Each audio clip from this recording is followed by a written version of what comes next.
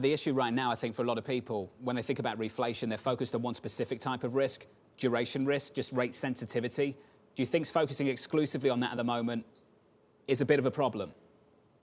Yeah, I would focus more on liquidity risk. I mean, duration risk is an interesting one because remember that there are those who like duration because they have to liability match, and they are not small. Think of insurance companies. So there's a liability match bid for duration that's going to come in, and you saw that in terms of the latest weekly flows. IG didn't do badly. So you know, it's interesting. I think liquidity risk is the thing you've got to look at and keep really central. So, Mohamed, let's finish on this. In the bond market right now, 2s, 10s, 30s, two-year yield 11 basis points. I'm going to talk about that a little bit later in the programme. Your 10-year yield at 132, 30s at 2.1%.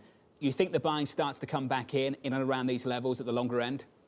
So I think it's going to be a tug of war. I think that the less price-sensitive buyers are going to come in because they are not optimizing price as much as they're optimizing their balance sheet and liability matching. But I do think that we're going to see further pressure on yield curves. 2s, 30s cross 200 today. These are moves that are starting to be significant, and it puts the Fed in a really hard position. So I do think that these curves are going to continue to steepen unless the Fed decides to do something that I don't think they really want to do, which is go further towards either implicit or explicit yield curve targeting. Final question then. Chairman Powell speaks next week. What's the #1 question for you, Mohamed? How worried is he about inflation?